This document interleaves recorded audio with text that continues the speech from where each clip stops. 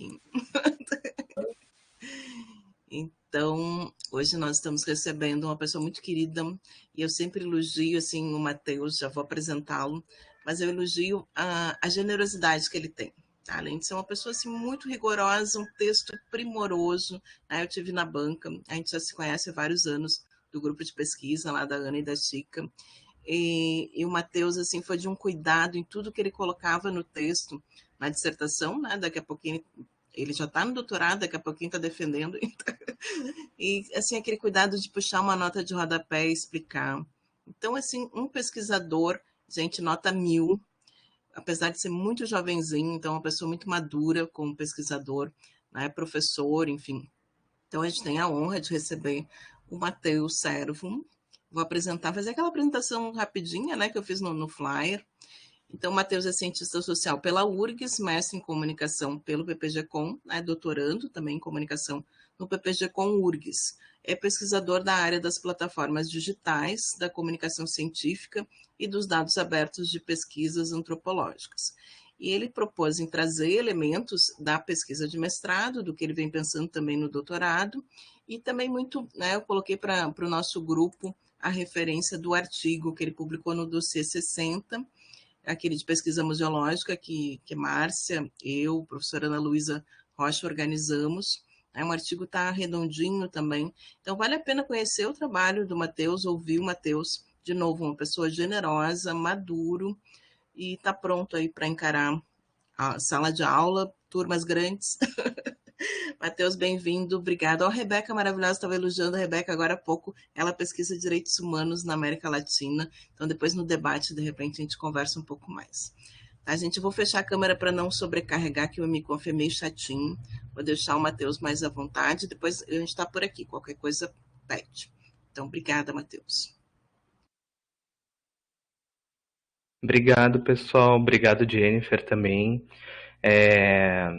Eu vou começar a apresentar aqui, então, a nossa conversa. Se vocês tiverem algum problema com a minha conexão, com o meu áudio, me avisem que a gente dá um jeitinho aqui, que essas coisas acontecem em palestra digital, né? Mas, enfim.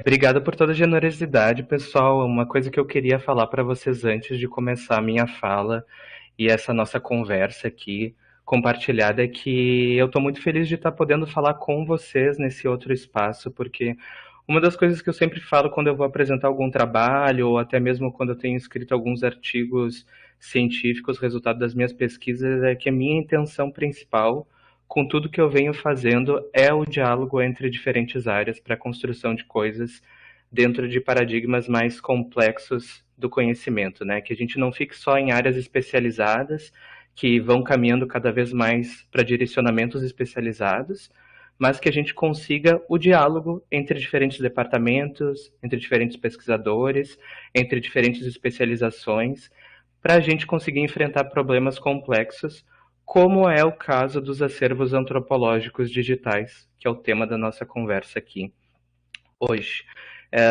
Eu trabalho com esse tema desde 2016, porque eu sou cientista social, como a Jennifer falou, e com isso eu fiz um mestrado especificamente sobre esse tema, pensando na questão de preservação digital e de comunicação digital também desses acervos. E é um tema um tanto complexo para a gente conversar, né? Porque, por um lado, se eu estou falando sobre questões contemporâneas da área da informação, como a preservação digital, a construção de plataformas digitais para dar acesso a documentos e a gente ter uma transparência maior em diversos tipos de documentos e patrimônios, a gente tem um outro tema que também é contemporâneo, que são os acervos antropológicos ou os arquivos antropológicos, vou usar essas duas palavras de forma mais interdisciplinar aqui por causa dessa questão de aproximação de áreas. Então, como são dois temas diferentes, contemporâneos e que ainda estão em formação para que a gente tenha um discurso próprio e formado sobre eles, eu vou estar trazendo ponto a ponto para vocês aqui como eu me coloco nesse debate, porque tem várias formas de colocar dentro desse debate, né? E o porquê que eu me coloco também dessa forma. Principalmente, tem uma questão pessoal também, de trajetória pessoal, que eu vou comentar com vocês, mas principalmente porque existem algumas lacunas que eu considero, lacunas de pesquisa e de atuação, que ainda precisam ser consideradas nesse nosso cenário contemporâneo, principalmente depois dessa evolução das TICs, das tecnologias de informação e comunicação, que vem surgindo e se consolidando cada vez mais. Então, antes de tudo, claro que aqui já me apresentei, a Jennifer já falou um pouco da minha formação e tudo mais, mas uma coisa que eu queria comentar com vocês, que eu acho muito importante, é sobre como eu acabei entrando nessa discussão na minha graduação e por que que eu levei isso adiante também no mestrado e agora num doutorado, né? Quando eu comecei minha graduação lá no IFCH, dentro da URGS, no departamento de antropologia, nas ciências sociais e aí me formando com ênfase em antropologia, né?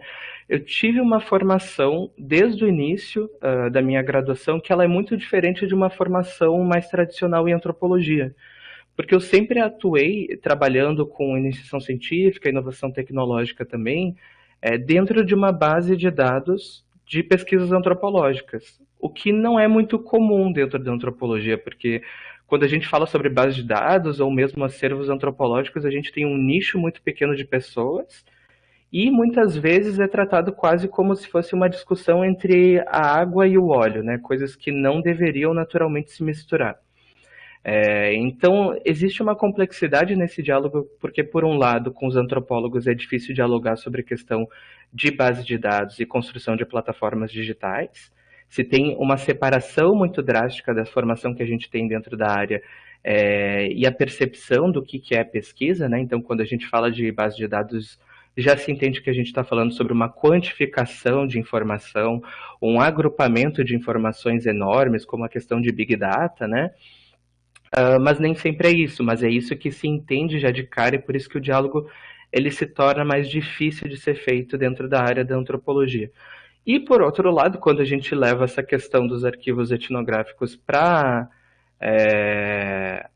o campo da informação, principalmente dentro da área da ciência da informação, que tem trabalhado com repositórios de dados abertos, a gente também tem uma dificuldade muito grande de sair de um paradigma de uma ciência exata, universalista, que não considera as humanidades e os dados que elas possuem para trabalho também dentro desses paradigmas e dessas metodologias de pesquisa. E aí eu me vi, durante a graduação, eu me vi que eu estava tendo uma formação bem no meio dessas coisas. E juntando coisas que normalmente essas comunidades acadêmicas acham que não é possível. Foi justamente por causa disso que eu vi que eu estava cumprindo uma lacuna de pesquisa que ainda existe, que ela ainda é um tanto frágil, e foi justamente por causa dessa percepção que eu dei continuidade aos meus estudos, formando então algumas pesquisas nessa área. Mas tem uma questão que eu queria trazer para vocês também, que é algo histórico dentro da área da antropologia, que não é simplesmente um diálogo difícil por qualquer questão ou por simples aproximações que não aconteceram ainda. Tem uma questão da formação da disciplina da antropologia, enquanto uma disciplina histórica e universitária, que foi se formando desde o século XIX, que faz com que a gente tenha uma relação com arquivos que seja muito específica e que a gente precisa considerar toda essa gênese para que a gente entenda quais são os desafios que a gente tem desses arquivos hoje. Então, é com isso em mente que eu quero trazer para vocês algumas questões da gênese da área, para que a gente possa entender qual era a concepção de arquivo de acervo lá no início do século XIX, como isso foi mudando ao longo do século XX e quais são as perspectivas que a gente foi tendo ali, final do século XX e início dos anos 2000 também. Mas para isso a gente precisa entender como se forma a antropologia e em que cenário isso acontece. E é muito importante a gente entender que lá no século XIX, quando a antropologia se forma, ela estava se formando ali enquanto uma disciplina científica e acadêmica dentro desses grandes processos coloniais que estavam se arrastando ao redor do mundo todo, saindo da Europa e indo para o mundo inteiro, continente americano, continente africano e asiático, né? E junto com isso aconteciam processos genocidas de todas as outras populações que viviam nesses continentes, justamente para a impetração desse sistema colonial a ferro e fogo, como a gente sabe que aconteceu, né? Então, a antropologia ela se forma nesse momento, mas não da forma como a gente concebe ela atualmente como o estudo da alteridade, o estudo das culturas, o estudo da diferença, né? De uma forma muito compreensiva. Na verdade, o que acontece, que é uma polêmica até hoje, que é um passado drástico que se tenta romper a todo custo, é que a antropologia ela reforçou esses sistemas coloniais, criando um discurso científico, um discurso acadêmico, ou seja, um discurso legitimador, sobre a diferença de evolução entre o colonizador e os ditos primitivos, que seriam todos os outros povos ao redor do mundo, que possuíam culturas diferentes desse civilizador, né? Então, infelizmente, e isso é preciso ser lembrado sempre, a antropologia do século XIX, ela sempre era formada através do paradigma evolucionista. E o que era esse paradigma evolucionista que nasce lá com toda a reforma que está acontecendo na Europa, né, as reformas dentro das religiões, a reforma do iluminismo para sair do período medieval?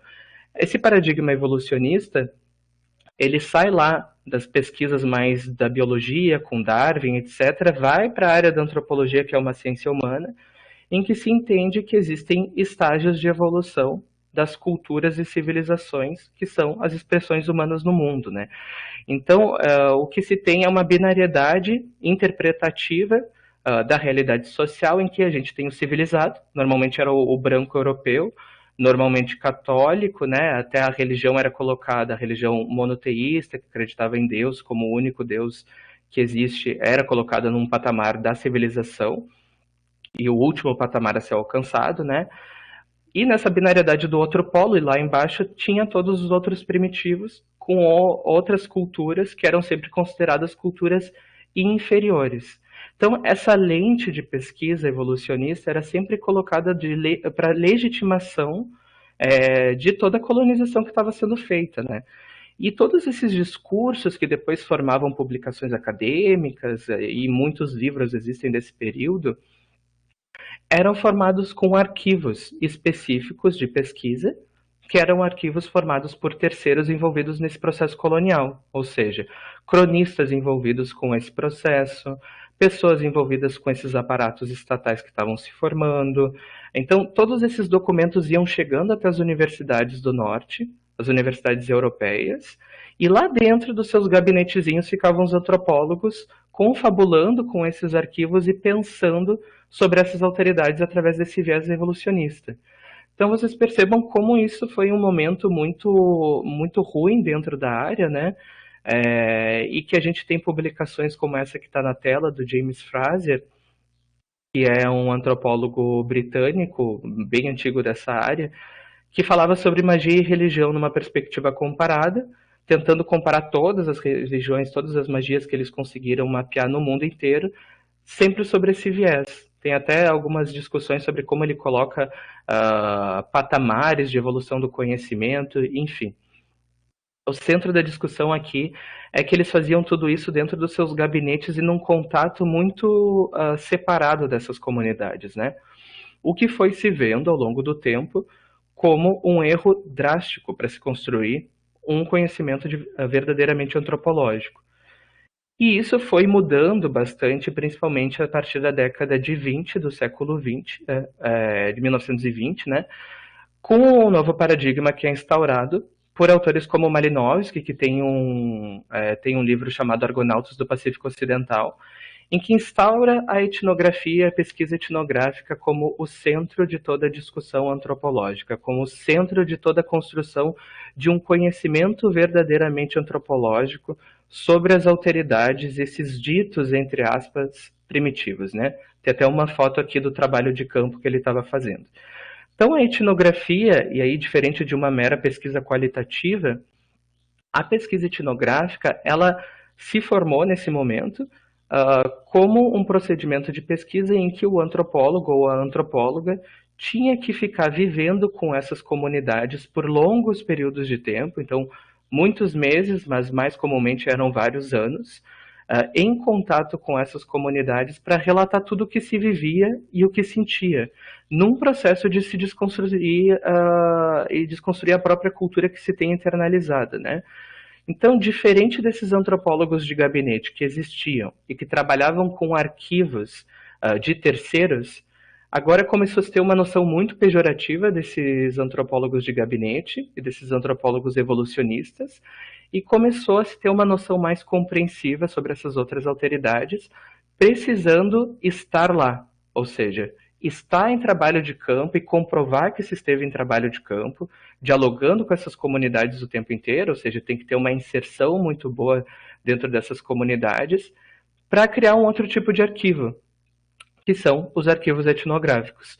Então, diferente desses arquivos de terceiros que não se sabe a procedência, não se sabe como se formam, não se sabe se eles são preconceituosos ou não sobre o que falam sobre os outros, os arquivos etnográficos e arquivos de pesquisa universitária, a partir da década de 20, vão se formando principalmente nessa nova perspectiva, né? E aí, claro que se formam várias discussões que complexificam esse debate, que a gente poderia resgatar aqui, né? Mas o centro da discussão que eu quero fazer com vocês hoje aqui é que esses arquivos, eles mudam de perspectiva e eles passam a ser mais etnográficos nesse sentido, como resultados desses longos períodos de convivência.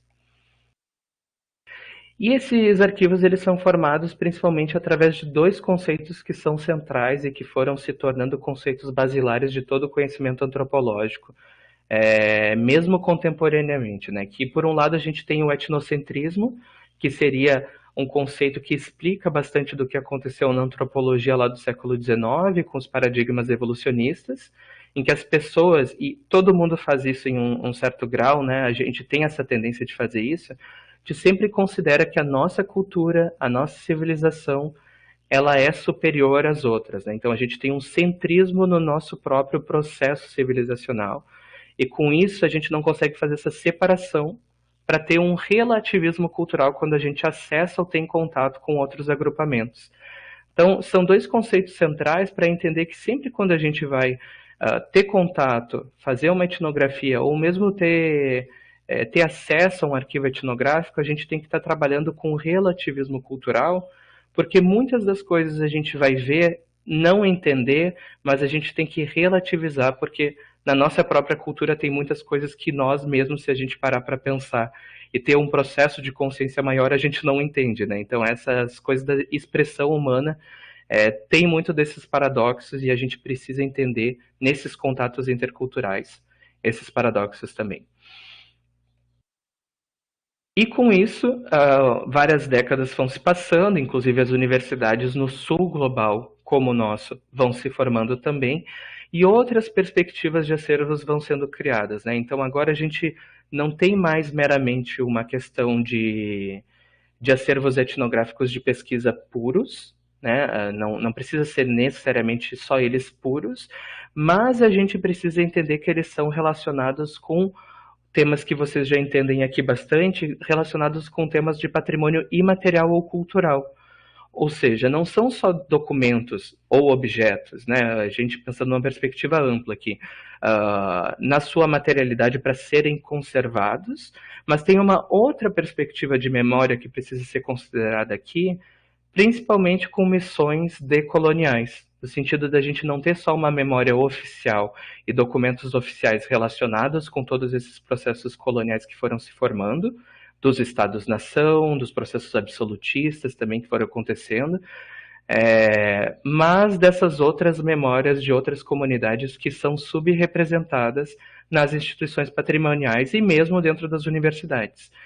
E aí, essa noção mais imaterial de documento faz com que a gente tenha que ter uma postura no trabalho patrimonial e no patrimônio até mesmo arquivístico, patrimônio com documentos no geral, que seja de uma diluição da autoridade, autoridade sobre esses documentos, de todas as formas, para que se construa de forma compartilhada, do início ao fim, o processo de memória, né, o processo de patrimônio.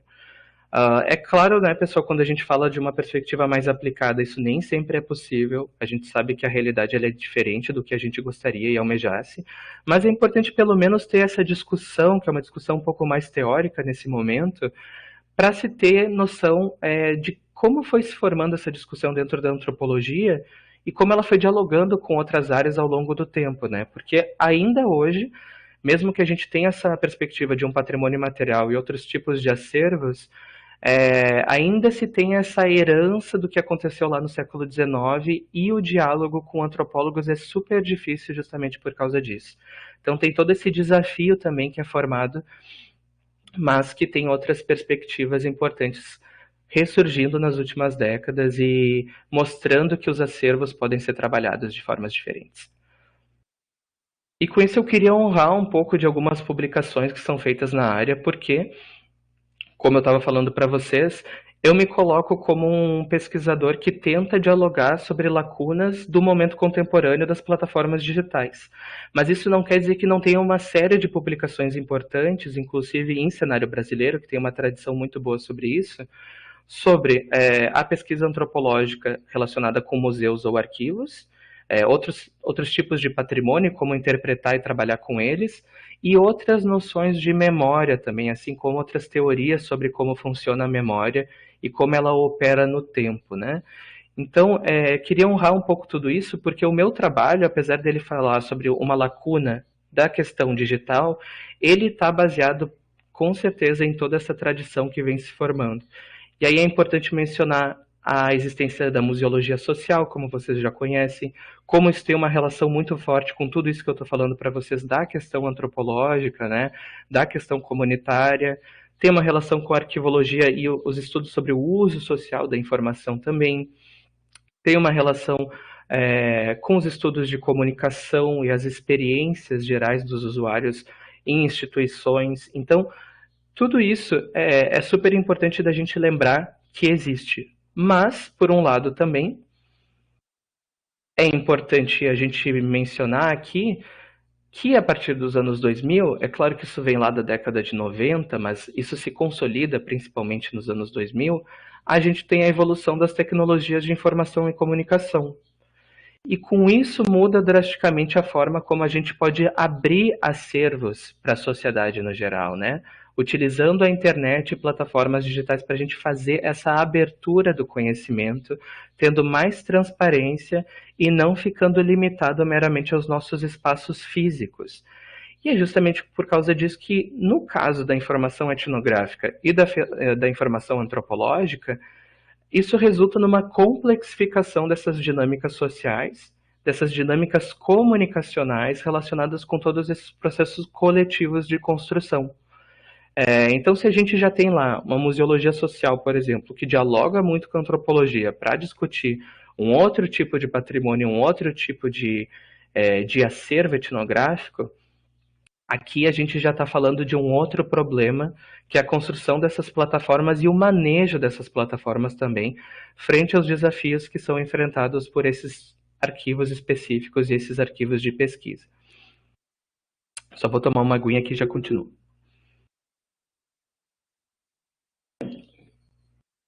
Então,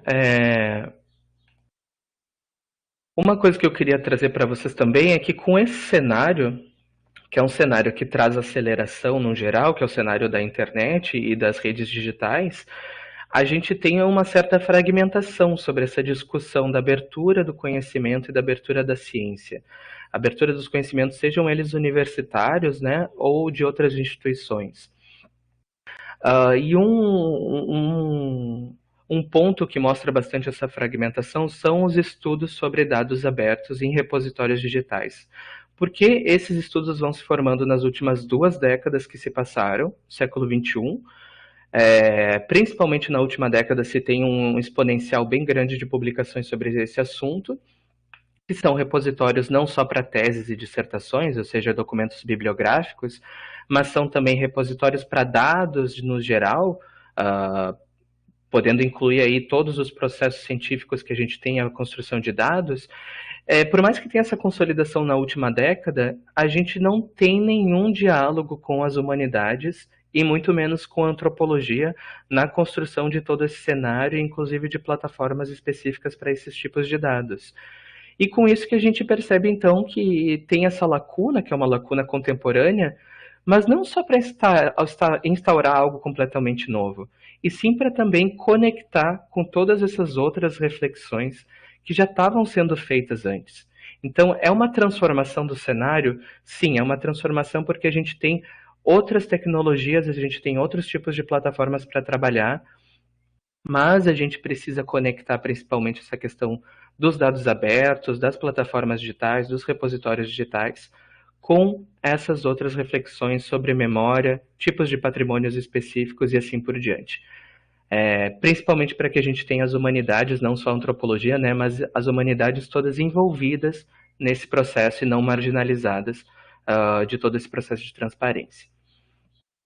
Então, saindo um pouco de uma discussão mais teórica, entrando numa discussão mais aplicada, eu queria trazer uma parte dos resultados que eu tenho da minha dissertação, que é uma revisão sistemática de literatura que eu fiz, que está publicada a partir da página 44 até a página 65. Provavelmente vai virar um artigo, estou tentando que isso saia numa revista aqui de Santa Catarina, mas ainda não consegui. Mas já está acessível no Lume, no nosso repositório da URGS, que é uma revisão sistemática que eu fiz tanto em inglês quanto em português, sobre essa discussão específica nos últimos 20 anos. Então, junto com uma experiência de uma pesquisa mais exploratória, no sentido de procurar repositórios que trabalham com isso, pesquisar instituições que trabalham com isso, eu fui criando agrupamentos de certos temas de discussão, que são justamente os desafios de trabalhar com esse tipo de acervo, esse tipo de documento, e que perspectivas a gente tem, então, para construir plataformas digitais para eles. E é com isso que eu queria discutir um primeiro grupo, que é o grupo mais óbvio com tudo que eu estava trazendo já para vocês aqui, que é o grupo que traz os problemas éticos da abertura do conhecimento. Então, por mais que eles sejam tanto óbvio, porque eu já estava comentando sobre essa questão de uma curadoria compartilhada, de uma construção dos arquivos compartilhados, né, de uma outra perspectiva de memória, a gente ainda tem essa abertura mais irrestrita do conhecimento nas tecnologias de comunicação e informação, e nas plataformas digitais, que faz com que a gente tenha que perceber problemas específicos que são diferentes dos problemas institucionais presenciais, né, ou localizados no espaço ali específico da instituição. Como um exemplo disso, a gente tem um artigo publicado em 2013, é um artigo em inglês, mas eu estou traduzindo aqui de forma livre para vocês, que se chama Articulando o Conhecimento Culturalmente Sensível Online, um estudo de caso Cherokee.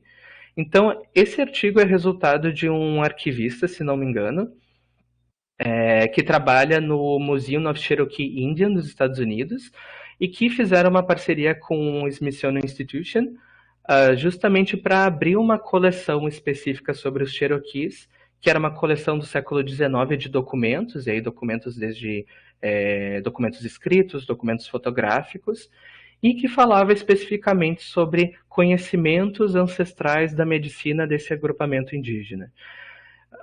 E com isso, eles não só abriram esse conhecimento no repositório digital do museu, como também fizeram um processo de repatriação dessas coleções, ou seja, depois de abrir esses documentos na internet, eles pegaram, fizeram um trabalho de campo com comunidades do presente para mostrar o que estava disponível na internet e ver qual era a reação dessas comunidades para ver se realmente isso fazia sentido para elas nesse momento de tentar construir algo mais compartilhado, né? Uma política de memória mais compartilhada. E o que aconteceu foi que aconteceram muitas polêmicas em relação a esse arquivo específico, essa coleção específica de documentos, porque principalmente os anciãos dessas aldeias não queriam que esse documento estivesse disponível por vários motivos. Um deles é que eram conhecimentos que eles não tinham mais contato por causa dos processos genocidas que aconteceram ao longo do tempo nos Estados Unidos. Então, eles se depararam com coisas que eram muito tradicionais e sensíveis para eles, e eles não queriam que isso simplesmente estivesse aberto, porque eles nem tinham conhecimento de que isso existia. E, por outro lado, eram tipos de conhecimentos que não eram compartilhados de forma irrestrita sobre todas as pessoas da aldeia, ficando restrito principalmente às pessoas que trabalhavam com esse tipo de ritual, né, específico para a cura e para a medicina dos agrupamentos indígenas em questão. Então, essa série de problemas etnográficos que foram surgindo fizeram com que a política específica do museu fosse de preservar digitalmente esses documentos, dar acesso somente à parcela da população específica que queria ter acesso a esses documentos, para retomar, né, justamente o que está colocado ali nos documentos dessa coleção, mas não dá um acesso irrestrito na internet para esse acervo específico. Então, vocês percebam como pode ser complicado todo o processo e como é necessário um diálogo muito grande para que a gente não continue fazendo de forma autoritária o que foi feito lá no século XIX, com essas coisas mais de trabalho em gabinete, né? Então, esse trabalho de campo, junto com a disponibilização da internet, fez com que a gente tivesse a percepção de problemas comunicacionais relacionados com essas plataformas, né? E esse artigo é muito bom e dialoga muito fortemente com as questões levantadas pela antropologia antes das tecnologias de informação. Por outro lado, a gente tem também esse artigo, que é um artigo escrito em inglês, publicado na Austrália, que se chama, aí, tradução livre também, Arquivos do Native Title, repositórios controlados para comunidades tradicionais proprietárias de terra. Então, é um artigo que fala também sobre documentos sensíveis, mas não no sentido de que são documentos culturalmente sensíveis, ou seja, documentos que estão envolvidos com a cosmologia de certos agrupamentos, mas são documentos que são relacionados com uma lei específica que foi promulgada na Austrália, que é o Native Title Act, foi promulgado em 1993, que é uma lei parecida com a Lei de Terras no Brasil, ou seja, uma lei que ajuda a retomada de terras dos povos originários da Austrália.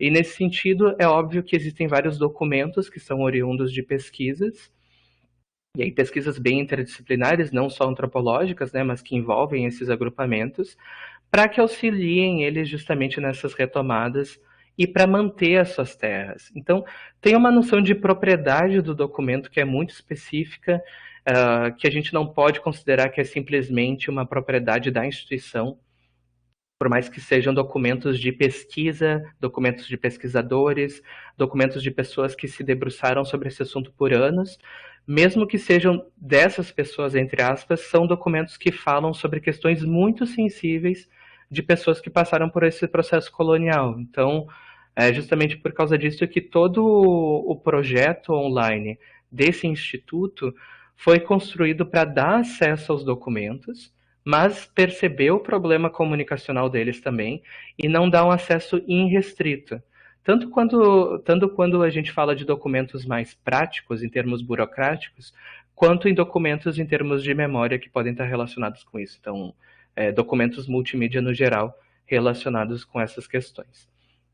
Então, esses dois artigos aí são, para mim, basilares para entender formas diferentes que a gente pode estar compreendendo o problema ético da abertura de documentos antropológicos em repositórios digitais. E aí, a gente também tem um segundo grupo, que se chama a questão comunicacional da documentação dos acervos antropológicos. Então, se por um lado eu estava falando da questão ética, que às vezes a gente tem que restringir alguns documentos, a gente tem que pensar em políticas de comunicação específica dessas plataformas, tem também uma questão da experiência do usuário que acessa essas plataformas em relação à própria documentação. Então, como eu estava falando lá no início, se a gente tem, por um lado, a necessidade de documentação que nos auxilie a fazer preservação digital desses documentos, tem também uma questão de uma documentação que contextualize esses documentos para alguém que não entende do que está se falando nesses acervos antropológicos.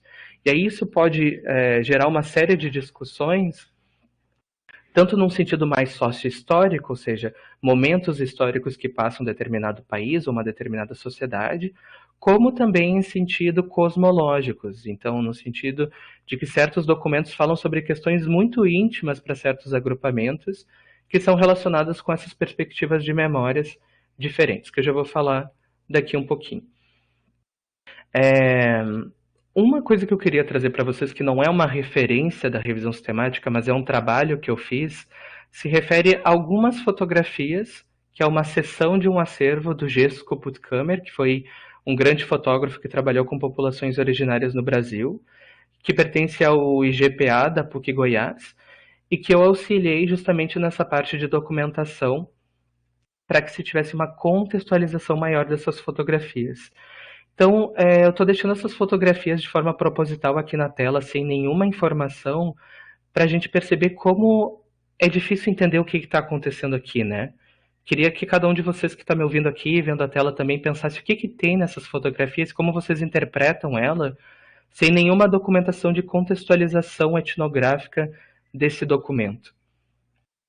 Assim como essas aqui também. Claro que quando a gente está falando de uma coleção inteira, algumas fotografias elas começam já a mostrar um pouco alguns dos problemas, algumas questões específicas. Mas, por um lado, a gente não consegue entender completamente o que está colocado aqui, né?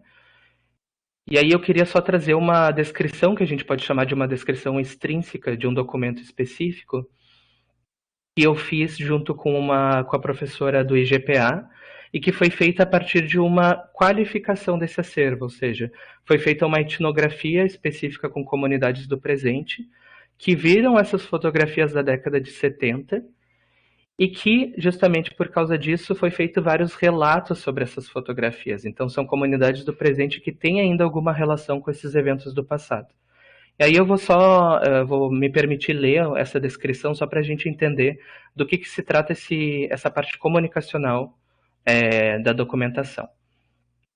Então, trata-se de uma fotografia de orientação horizontal, preta e branca, que mostra a antiga aldeia Lap Garupa Memá, onde aconteceu a epidemia de sarampo em 1973, que afetou drasticamente o povo Paitê-Suruí, matando a maioria das pessoas. Na imagem, é possível ver vários indígenas sentados em um banco, feito com tronco de árvore, e 4 sentados no chão, de frente para os outros, em uma madeira que estava no chão.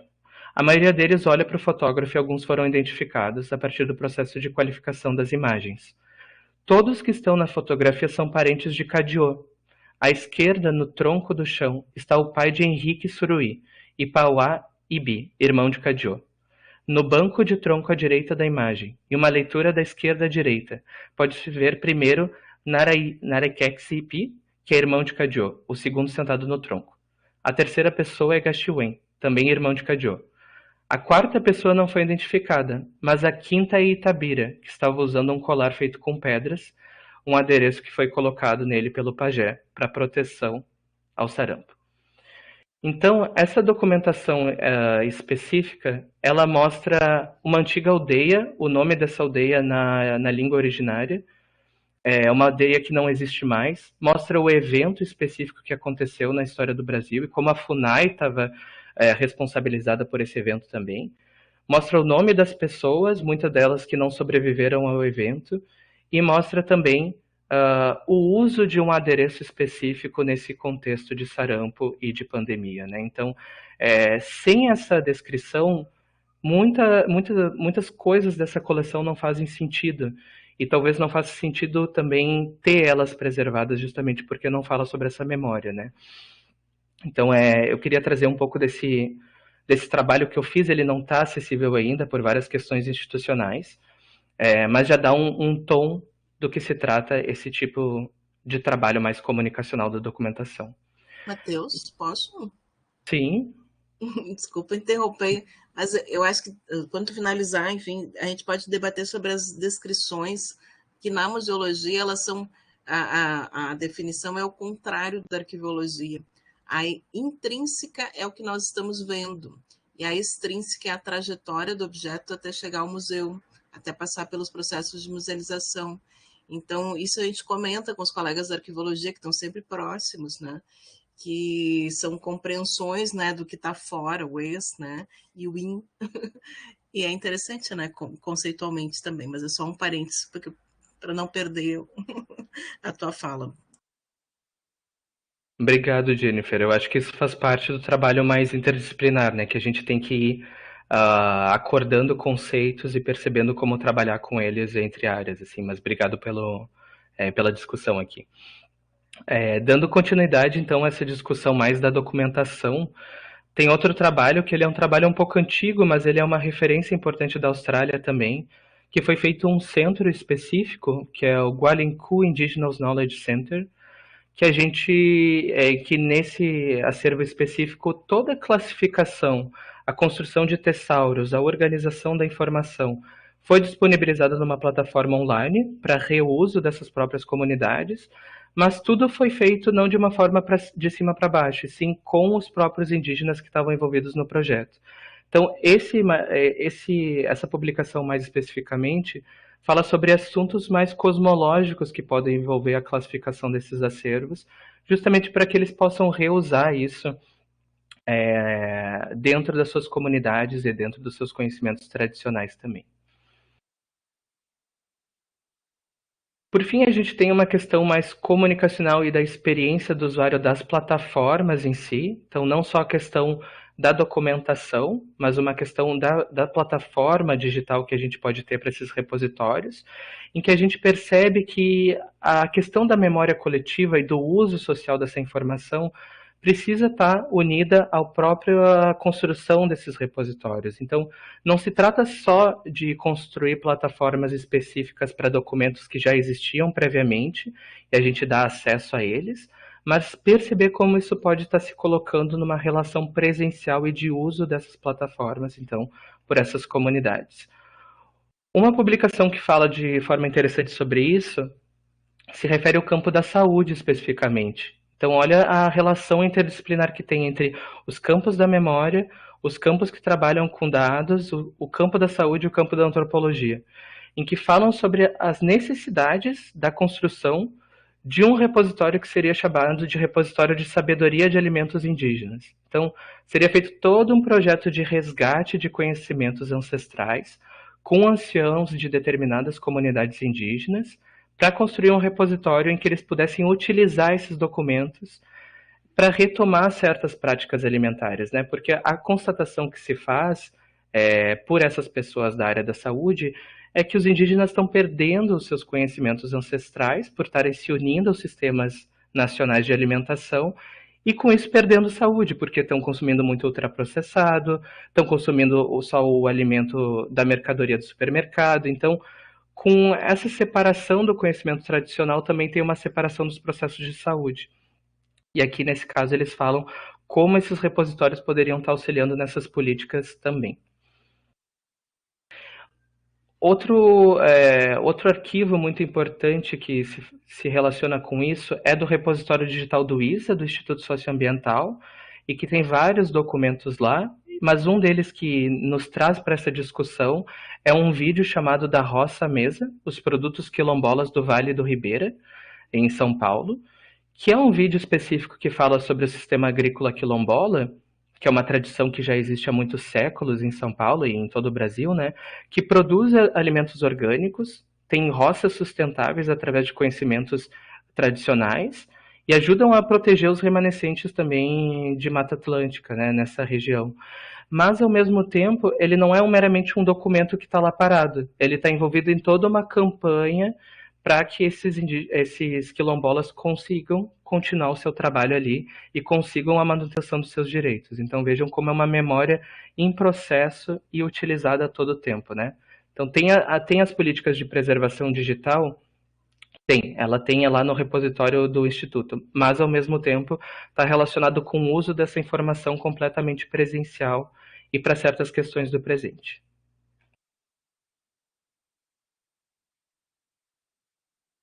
E aí, já quase chegando ao fim, a gente tem o quarto grupo, que se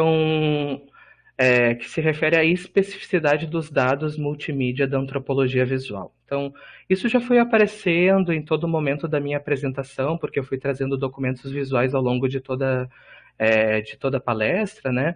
Mas tem uma sub-área dentro da antropologia, que é uma área tradicional e que existe até hoje, que a etnografia não é só feita de forma textual, através de diários de campo, mas também é uma etnografia feita com recursos multimídia, ou seja, recursos audiovisuais.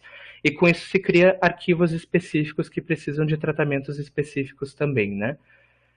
Com isso, a gente tem já uma série de tentativas de criar esses repositórios, de ter preservação digital desses acervos também.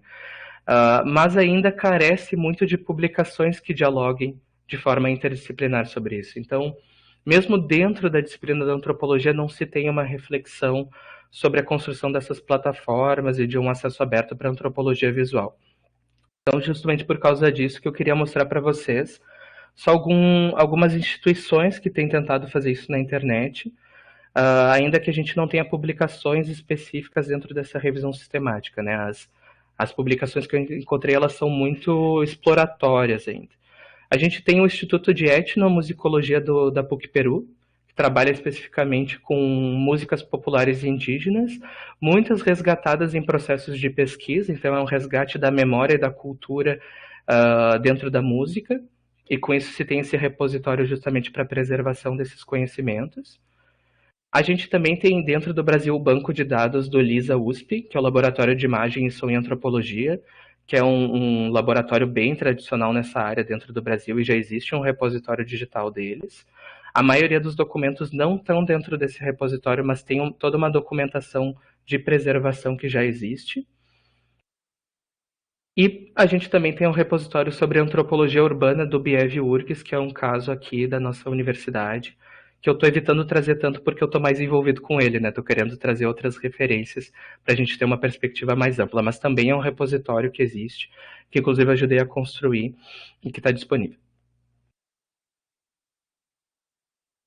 E só para finalizar também a gente tem repositórios digitais específicos para museus antropológicos. Então, claro que todas as outras discussões também estão envolvendo a questão da museologia ou instituições que trabalham com memória, mas aqui a gente tem vários artigos que refletem especificamente sobre como fazer os processos de qualificação e assim como fazer processos de preservação digital e comunicação em plataformas digitais para acervos de objetos antropológicos, né? Então é uma reflexão outra específica que está sendo feita, por exemplo, no Museu Nacional, em que depois de todo o incêndio que aconteceu, de todo o processo que está acontecendo para que se retome tudo que toda a atividade que tinha nessa instituição, agora a preservação digital e a construção de plataformas também está servindo como uma medida essencial para novas medidas no século XXI para esses acervos contemporâneos, né?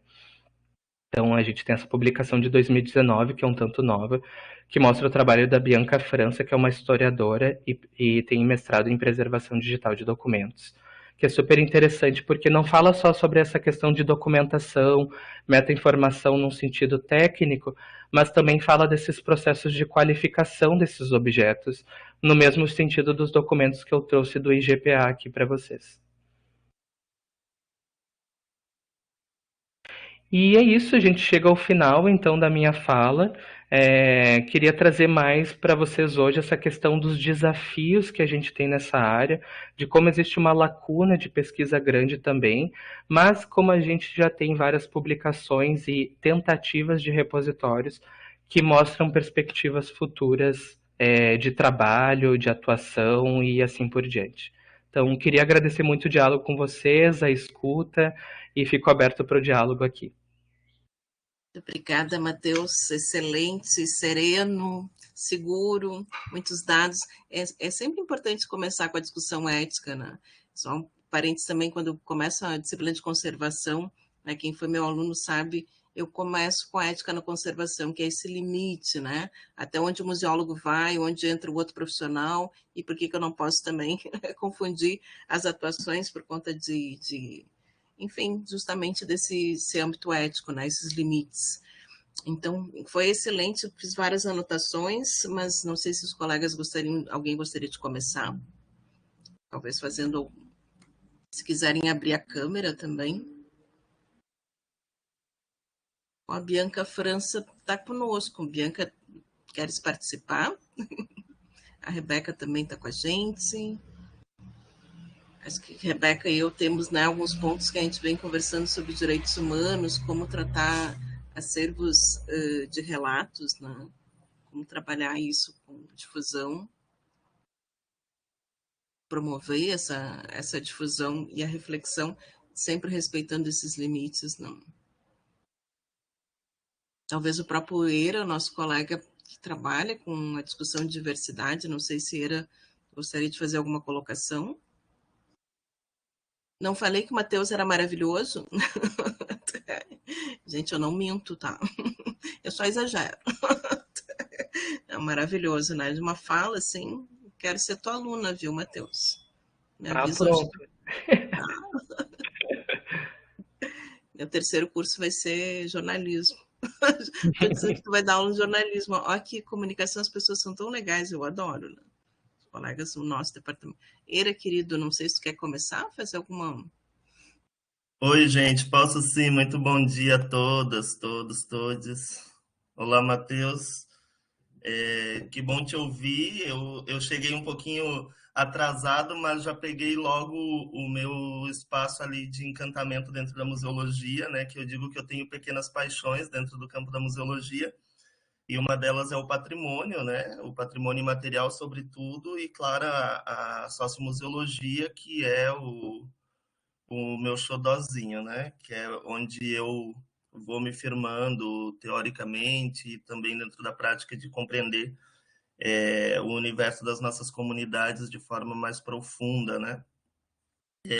Eu gosto muito da sua fala e acho que ela tem muitas confluências, né, com o que a gente vem discutindo nos últimos 50 anos, né, em termos de museologia, e aí eu me reporto a todo o trabalho que a gente vem refletindo agora, a partir desse ano, por ocasião dos 50 anos da Mesa de Santiago do Chile, né, que é quando a gente tem esse marco de pensar as insurgências no campo museológico e também pensar as perenidades que ainda se mantêm, né, que é pensar aquilo que a gente tem chamado na cátedra da Unesco, né, de diversidade, educação e patrimônio, que é pensar a perenidade ainda das museologias campesinas, uma via campesina, por exemplo, pensar realmente a etnografia das coleções, pensar como trabalhar de modo respeitoso, né? E aí, nesse sentido, tem todo um trabalho, né, dos povos mexicanos, né? Os mexicanos, eles têm esse trabalho muito profundo e pioneiro no sentido de se autoafirmarem mesmo e de se constituírem sem a mão da academia, né? A legitimidade deles, a organização política deles se dá no âmbito da comunidade mesmo. E aí a gente vê um diálogo muito potente com a antropologia, um trabalho de ponta da Teresa Morales, do Cuauhtémoc Camarino Ocampo, que é esposo dela e também é antropólogo, né? E que é de a gente pensar a insurgência, né, a emergência da museologia, que é uma temática já discutida ao longo desse ano, né? A gente tem feito encontros todas as quintas-feiras na cátedra, e o programa chama-se Museologias Insurgentes em Nuestra América, porque a ideia é que a gente pense, né, como vem se discutindo e se aprofundando, né, as interlocuções nesse sentido de, de amplo território mesmo, né, e para que o Brasil também se reconheça como latino-americano, sul-americano, né, que ele possa sulear também essa trajetória de forma mais circular, né. A gente vem discutindo isso também. Eu participo assim de modo mais superficial, mas acompanho por conta do projeto da Encontro de Saberes todo o trabalho que a BET também vem fazendo, né? A BET é a Associação Brasileira de Etnomusicologia e que tem como presidente a professora Marília Stein, né? Agora na última gestão, e se não me falha a memória, agora está o Pedro Acosta, que é nosso egresso aqui do Departamento de Música da URGS, e que também é um homem negro, um homem que transita nos territórios quilombolas, nos territórios de tradição africana, né, no Brasil, e que vem buscando essa discussão também mais aprofundada, né? Então, é mais te parabenizar pelo conteúdo tão robusto, né, e tão preciso de como é importante essa confluência, mas também reafirmar que ela existe, mas ainda persiste dentro dessa linha, né, que ainda nos divide de alguma forma quando a gente deixa de pensar em insurgência da museologia, né? Porque aí a gente precisa pensar que há 50 anos a Mesa de Santiago foi um evento proposto por instituições, então ele foi institucionalizado, né? Então estava lá o ICON, estava lá a Unesco, e todo esse processo de caminho, de tensionamento que se tem feito no campo, de se pensar a insurgência, a via campesina, a, a, a reorganização do espaço público, e aí pensando outras temáticas como racismo estrutural, como as gentrificações, né, sociais, as desigualdades, aí isso já tem sido um movimento não tão institucionalizado, tem sido um movimento de classe mesmo, um movimento de profissionais e um movimento que surge da própria organização das nossas comunidades, né? Quando as comunidades chegam lá e dizem, né? Quando a mestra Iracema Ganté chega lá e diz, olha, eu sou povo caingangue, eu sou povo que foi retirado da minha terra e hoje eu sou uma indígena periférica em área urbana, né? E eu gostaria de ter um espaço para as minhas medicinas. Então, é quando a comunidade também começa a pleitear dentro do movimento, né, o seu espaço, o seu direito, né, de ter direito, o seu território de origem, onde se possa respeitar a sua ciência, né, e que a academia, então, possa, antes de tudo, respeitar aquela ciência como uma ciência tradicional, como uma ciência popular, né? Então era mais nesse sentido. Muito obrigado pela partilha. Eu que agradeço pela tua fala. Eu acho que vem trazendo várias coisas que são fundamentais e que vem bem em direção do que eu acredito também com esse trabalho. Porque eu acho que se não for para ter essa perspectiva mais popular, mais comunitária, eu acho que nem vale a pena fazer essa questão de acervos etnográficos, porque eles precisam ser usados, né? Eles precisam ser compartilhados e todo o processo tem que ser feito de forma conjunta. E muitas vezes a gente não consegue fazer isso por todos os impedimentos institucionais, por questões culturais, por questões autoritárias e tudo mais. Mas quando a gente começa a fazer discursos que se mantêm sobre isso, a gente ganha força sobre esses assuntos que às vezes eles se tornam marginalizados, né? É, E pode com, falar. com certeza, Matheus. Eu até estava pensando também, né, dentro dessa ótica, que anteontem, né? Ontem eu até fui na Fabico conversar um pouquinho com os alunos da professora Ana Celina. Estou licenciado para conclusão de tese de doutorado, mas eu fui lá porque a temática da aula dela de ontem era sobre a minha pesquisa de tese, que são os clubes sociais negros, né, do Brasil e do Uruguai. E aí eu falava, né, que na noite anterior a gente participou na FACED de um lançamento do novo livro do professor Davidson Faustino, que é o maior especialista em estudos de Fanon hoje, né, no Brasil. E a gente falava justamente dessa perspectiva, né, da coleção etnográfica e do trabalho antropológico, né, porque muitas vezes a gente tem essa dificuldade justamente que você aponta do diálogo, porque muitos profissionais, e aí não só os antropólogos, né, de diversas áreas afins, às vezes têm essa dificuldade de compreender que nem sempre o trabalho das coleções, do banco de dados, da documentação, o trabalho de memória da identidade, ele precisa desse movimento que seria o contínuo, né? O pós, né? Muita gente diz assim, a comunidade está bem porque ela está unida com amorosidade, ela vive pelo amor, pelo afeto, mas assim, o afeto não compra uma TV de plasma e a comunidade também tem direito a ter uma TV de plasma, né? Então, muitas vezes é aquela ideia da charge, né? Que os indígenas têm uma TV e o antropólogo está atravessando o rio, então eles escondem a TV, né? E aí a gente discutia isso justamente porque o Davidson lançou esse livro, né, essa semana, que é o Colonialismo Digital, onde ele discute Fanon por uma crítica hacker fanoniana, né? Ele é em coautoria com o Walter Lippold, que é professor aqui de Porto Alegre, né? E que é também um estudioso de Franz Fanon. Então a gente vinha refletindo sobre isso, né? Até quando o nosso olhar ele aprisiona o direito, né, das comunidades tradicionais. Nessa ideia da romantização de que no amor a gente constrói as relações, mas o amor, né, às vezes, né, impede que esse discurso romântico vai impedir muitas vezes, interferir que eles adquiram, por exemplo, uma TV, que eles possam circular na área urbana, que eles tenham os direitos que quem mora na área urbana tenha. Então, pensar também esses aspectos de reorganização, né? Obrigada, Eira. Acho que vou passar para a Ana Luísa. A gente tem meio que um limite 11h30, assim, para o pessoal que dá aula 1h30. Então, mais por isso. Mas obrigada, Eira. estamos aqui em família, né? Então, Ana Luísa, por favor.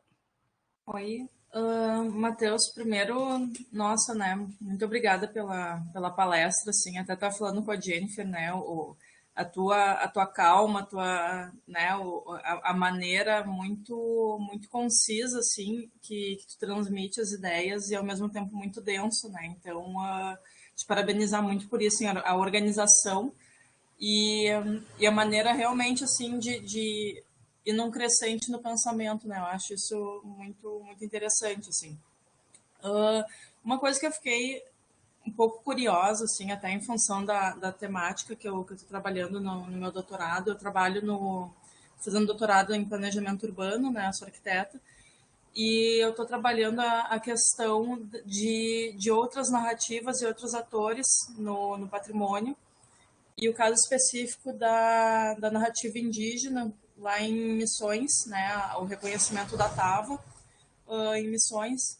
E aí uma coisa que eu tô me deparando, né, é muito, eu não tenho muito conhecimento na hora da antropologia, uma falha na minha formação, assim, né, eu acho que é uma coisa que, enfim, eu venho tateando, mas uma coisa que eu lendo os relatos, né, existe a dimensão do segredo, né, na comunidade Mibiá-Guarani.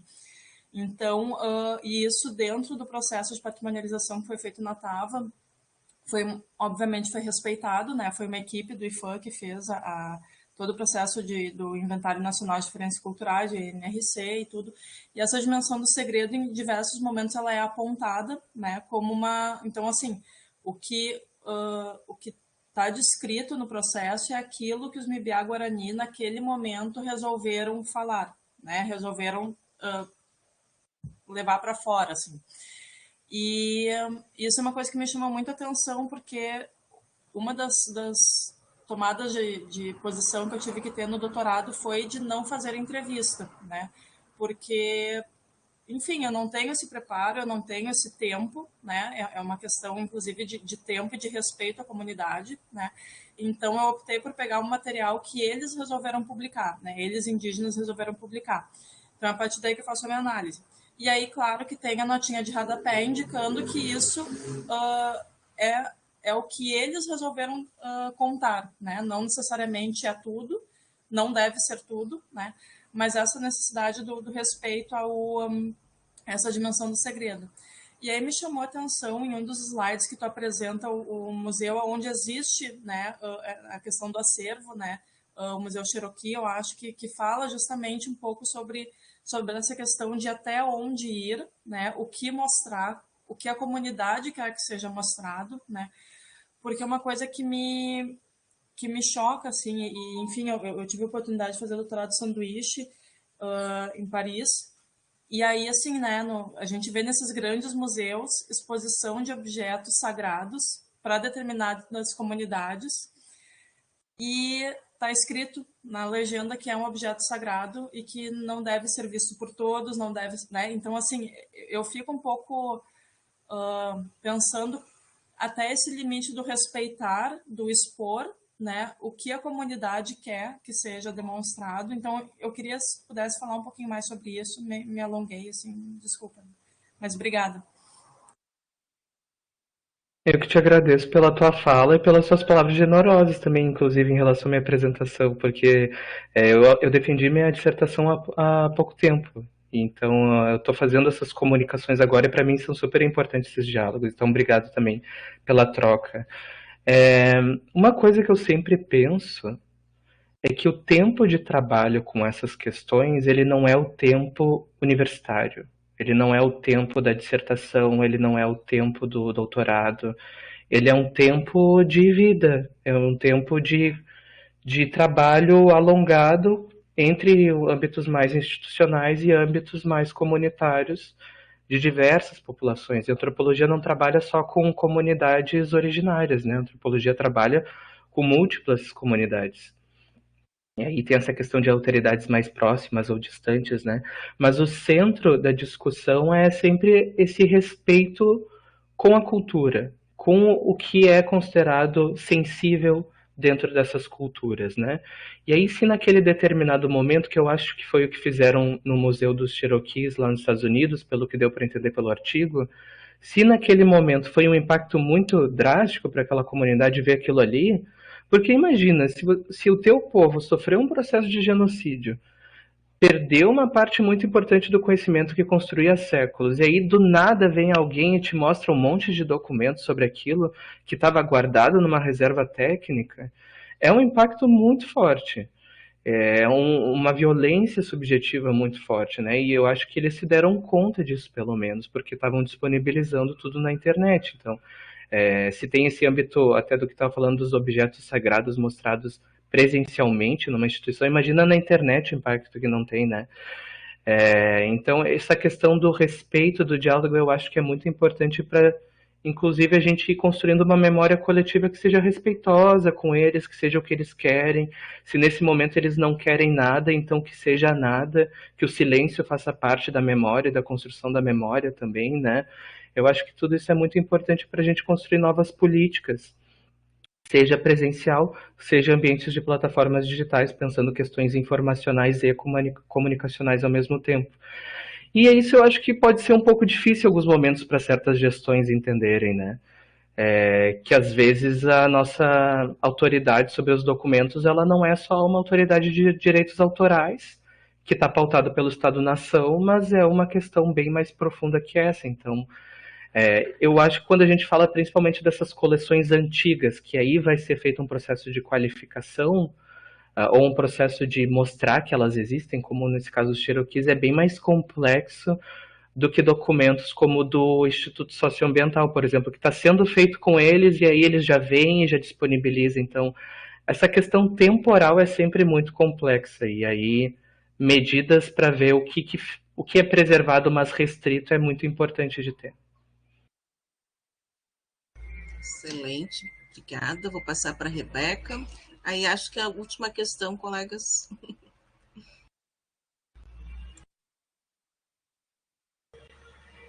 Rebeca, eu acho que tu não habilitou o áudio, pelo que eu vi na tua. Tu tem que aparecer assim, sai, volta.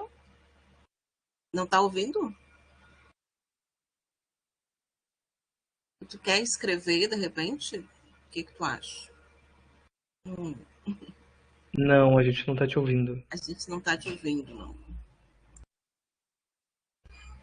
Rebeca, ali embaixo não aparece para ti um microfone e uns fonezinhos de ouvido ou alguma coisa assim? Lá a gente está na telinha e ali embaixo deve ter alguma coisa, não? Onde onde tu liga e desliga a câmera. Tem a ver com o acesso dela. Ela faltou tu aprovar algum dos. A gente aprova assim 2 ou 3 momentos quando vai entrando aqui no MConf. E a gente tem que dar um verdinho, assim, clicar no verdinho. Atualiza, Rebeca, porque aí vai aparecer de novo os comandos para ti. Isso, ela vai tentar. Bom, assim, eu queria passar o dia aqui, né? Porque tá tão boa essa aula de hoje. Vai ficar gravado. Matheus, normalmente a gente faz assim, ó. Eu vou baixar, eu vou deixar não listado no meu canal do YouTube. E aí eu te passo, se alguém quiser assistir. E os colegas que não puderam estar hoje, nós somos em torno de 20 pessoas. Então, hoje a Ana Celina, que é a professora que trabalha com documentação, não conseguiu, ela avisou. A Maria Helena Santana também, que estava muito interessada, teve uma demanda no museu, ali no Museu Antropológico, né, que a nossa colega sempre participa bastante. A Rebeca está voltando. A gente vai dar um recadinho rápido antes da Rebeca voltar. No final do mês de setembro, caso não tenhamos inscritos, né, porque a gente vai ficar com o trabalho do professor Heráclito para outubro, né, o nosso colega Eira, e aí, deixa eu ver, Rebeca, acho que não deu, não. Escreve, né? Escreve ali, Rebeca, ou qualquer coisa que me manda um áudio, eu transponho para cá. Então, gente, temos essa possibilidade de fazermos uma reunião do grupo para fazer uma avaliação, discutir um pouco, cada um apresenta ou fala rapidamente da sua pesquisa. Então, fica uma rodada, em vez de apresentação, fica uma rodada de aspectos teóricos, enfim, metodológicos das pesquisas, ou eu deixo uma sugestão de uma palestra que vai acontecer 2 dias antes do que seria o nosso encontro do dia 30, que é no dia 28, 18 horas, do colega Daniel Achuti. Eu olho para o lado para lembrar o nome. É um colega que trabalha com justiça restaurativa, advogado, foi meu colega no grupo de pesquisa lá na PUC, e ele vai fazer uma fala no Ampare. E nós estamos apoiando, né? O GAD está apoiando esse ciclo, são 4 palestras. Então, a gente tenta negociar ali ao longo da próxima semana o que vocês preferem. A gente mantém dia 30, pelo menos uma conversa rápida, assim, 1 hora, né, de reunião do grupo online. Se vocês se motivarem muito, a gente faz um café. E a gente convida o Matheus, o que vocês acham? Ó, Matheus tá com essa pessoa sensacional falando assim, admiro muito. Rebeca, tu quer colocar ali alguma coisa? Tá, já tá escrevendo. Então, mais uns minutinhos.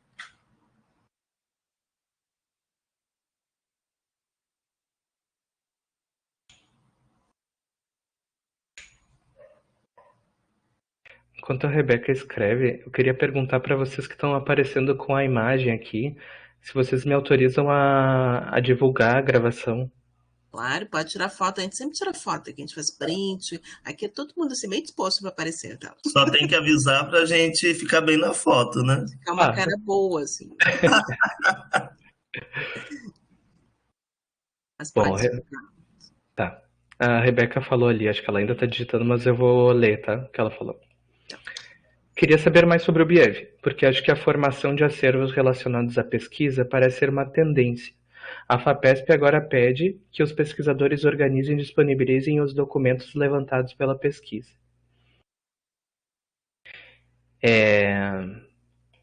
Eu vou falando livremente enquanto termina, tá, Rebeca, de escrever. Isso foi uma das coisas que me levou a fazer minha pesquisa com esse tom, porque entre comunicação e ideologia, eu estava fazendo um estudo de caso sobre o BIEV, que é um grupo de pesquisa. E o problema disso é que cada vez mais os financiamentos, as questões de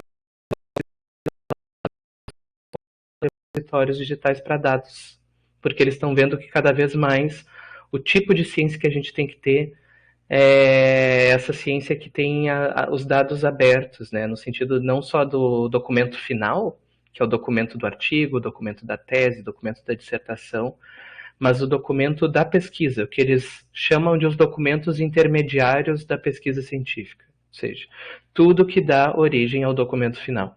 Então é um processo de transparência, é um processo muito legal, inclusive.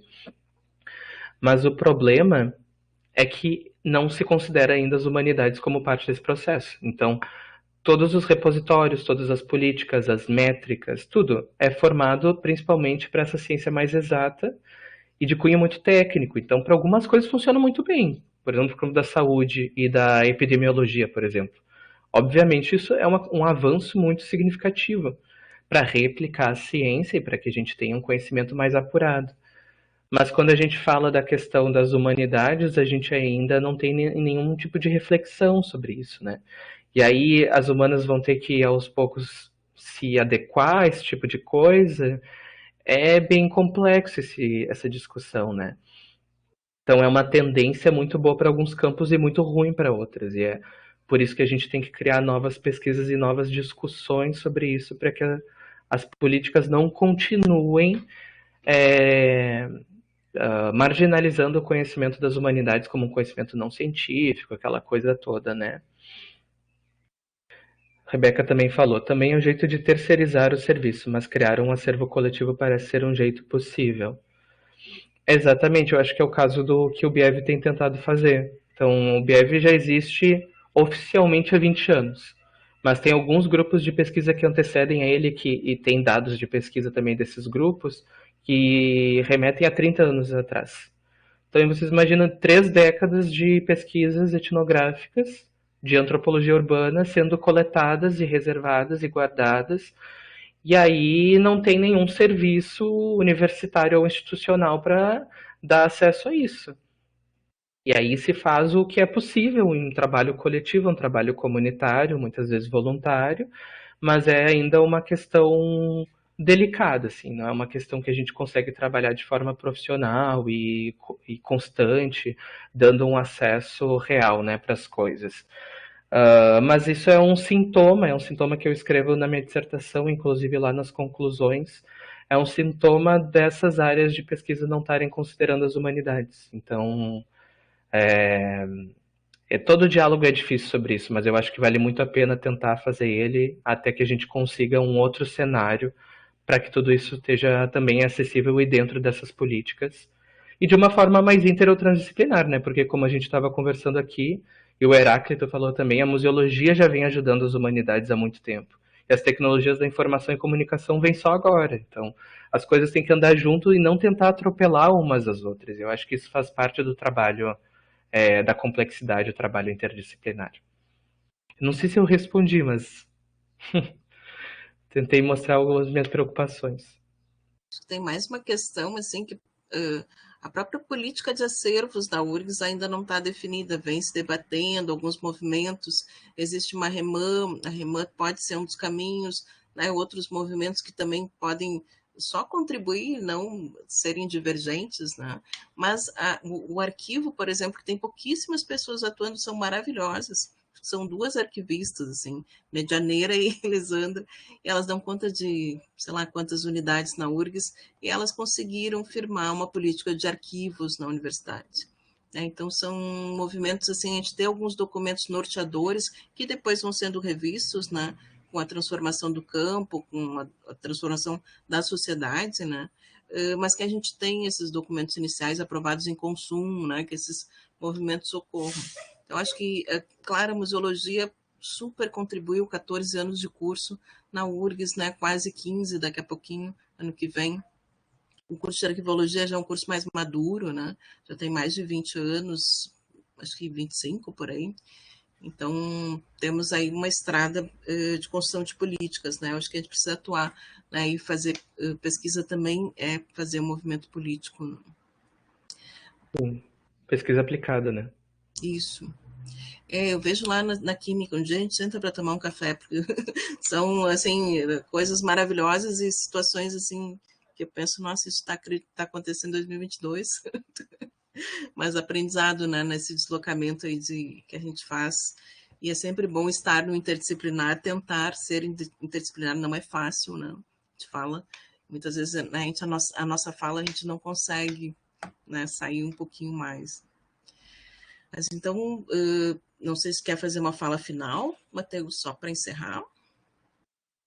Olha, eu queria mais agradecer a todo mundo que esteve aqui, agradecer as perguntas, a colaboração também, dizer que as minhas pesquisas estão disponíveis no Lume, também tenho o LinkedIn, que tem todos os links lá, do ResearchGate, eu boto tudo disponível, e aí tem mais coisas sobre o BIEV, tem mais coisas sobre como eu tenho visto essa área dos dados abertos, então fiquem bem à vontade para acessar ou mesmo me contatar se precisarem de alguma coisa.